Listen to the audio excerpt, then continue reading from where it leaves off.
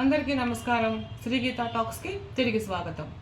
ఈరోజు మనం చెప్పుకోయేటటువంటి మంచి అంశం, ఇవన్నీ నిజంగా జరిగినవి.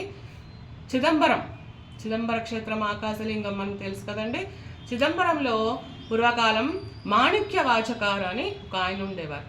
మాణిక్యవాచకారు శివుడి యొక్క స్తోత్రాలను గీతాలను అద్భుతంగా చెప్తూ ఉండేవాళ్ళు గుళ్ళో, చిదంబరంలో. ఎప్పుడు కూడా శివ స్తోత్రాలు, శివుడి యొక్క గీతాలు పాడుతూ ఆనందంతో ఉండేవాడు. అందరూ వింటూ ఉండేవాడు. ఇలా ఈయన చక్కగా పాడుకుంటూ వింటూ ఉండగానే ఆయన ఒకరోజు ఇంట్లోనే ఉన్న తర్వాత ఒకరోజు రాత్రి సాక్షాత్తు పరమశివుడు ఒక వృద్ధ బ్రాహ్మణ రూపంలో వచ్చి తలుపు కొట్టి, నాయన మాణిక్యవాచకర్, ఎలా ఉన్నావు ఏంటి అని కుశల ప్రశ్నలు వేసి, చాలా దూరం నుంచి వస్తున్నానయ్యా, నేను ఈ రాత్రి మీ ఇంట్లో ఉంటాను అని అడుగుతాడు. దానికి ఏం స్వామి, ఉండండి అంటాడు. అప్పటికే ఆయన అలసిపోయి పడుకుంటాడు. అయినా కానీ పరమశివుడు ఆయన్ని అడుగుతాడు, ఏమయ్యా నువ్వు శివస్తోత్రాలు గీతాలు చాలా బాగా పాడతావట, విన్నాను, నా కోసం మళ్ళీ పాడతావా చెప్తావా అంటాడు. ఆయనకు ఎంతో ఆనందం శివుడి గురించి గీతాలు పాడడం, స్తోత్రాలు చేయడంలో. బడలికంతా కూడా మర్చిపోయి ఆయన కోసం పాడడం మొదలు పెడతాడు. రాత్రి ఎన్నో స్తోత్రాలు గీతాలు అలా ఒకదాని తర్వాత ఒకటి పాడుతూనే ఉంటాడు. పరమశివుడు ఆయన పరవశంలో పాడుతూ ఉండగానే మొత్తం తాళపత్ర గ్రంథాల మీద స్వయంగా ఆయనే రాస్తాడు. ఈ గీతాలని స్తోత్రాలని మొత్తం రాస్తాడు. ఇంకా తెల్లవారుజాము అయిపోతుంది. ఆయన స్నానాధికారులు కావించుకుని సంధ్య వార్చుకోవాలి.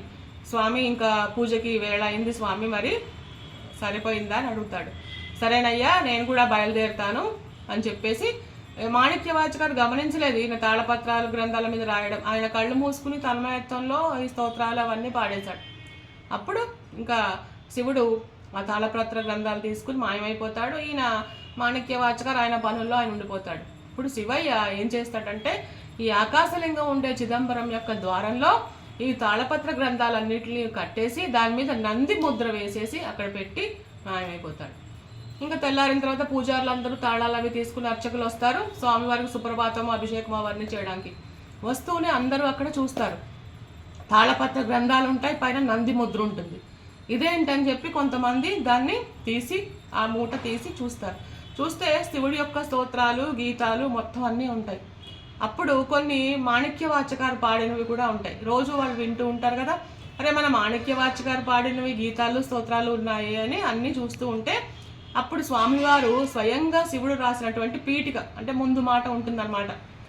ఈ మహానుభావుడు మాణిక్యవాచకార్ చేసినటువంటి స్తోత్రాలు గీతాలు కూడా ఆయనతో పాటు అంతరించిపోకూడదు, ముందు తరాల వాళ్ళకి కూడా వెళ్ళాలి, అందుకనే నేను రాస్తున్నాను అని చెప్పి నటరాజా అని చెప్పి ఆయన సంతకం పెడతాడు స్వామివారు. చూసారా ఆయన యొక్క గొప్పతనం. అప్పుడు మొత్తం అంతా ఆశ్చర్యపోతారు. పరుగుమని మాణిక్యవాచకారి ఇంటికి వెళ్తాడు. వెళ్ళి ఆయనతో చెప్తారు, స్వామి నువ్వు ఎంత అదృష్టవంతుడు అయ్యా, రాత్రి పరమశివుడే వచ్చి నీ గీతాలన్నింటినీ కూడా స్వయంగా తాళపత్రాల మీద రాశాడు, ఇవి మాకు గుళ్ళో ఉన్నాయి అని చెప్తాడు. మాణిక్యవాచకారు ఆనంద పరవశంతో రాత్రి శివుడు వృద్ధ బ్రాహ్మణ రూపంలో వచ్చి నాతోటి ఇవన్నీ పాడించుకుని ఆయన రాసి గ్రంథలిఖితం చేశాడా అని ఎంత ఆనందం తన్మయత్వంతో స్వామి అని చెప్పి పరిగెట్టుకుంటూ ఆకాశలింగం ఉండే చిదంబరం గుడిలోకి వెళ్ళిపోయిన తర్వాత అక్కడ చూస్తాడు, స్వయంగా స్వామివారు రాశారా, ఎంత దయ స్వామి నీకు నా మీద అని చెప్పి ఆయన కళ్ళ నీళ్లు పెట్టుకుని అవ్యక్తమైన ఆనందంతో అలా ఉండిపోతాడు. ఎప్పుడు స్తోత్రాలు గీతాలు పాడే ఆయన నోటి వెంట మాట రాదు, ఆనందంలో అలా నిశ్చేష్టుడై ఉండిపోతాడు అనమాట. ఆయన అలా తన్మయత్వంతో ఉండంగానే ఆయనలో నుంచి జ్యోతి వెళ్ళి ఆ నటరాజులో కలిసిపోతుంది.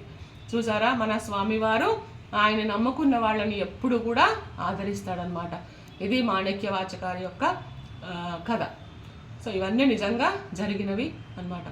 సో మరిన్ని మంచి విషయాలు కథలతో మేము ముందుకు రావాలంటే శ్రీ గీతా టాక్స్ని లైక్ చేయండి, షేర్ చేయండి, సబ్స్క్రైబ్ చేయండి.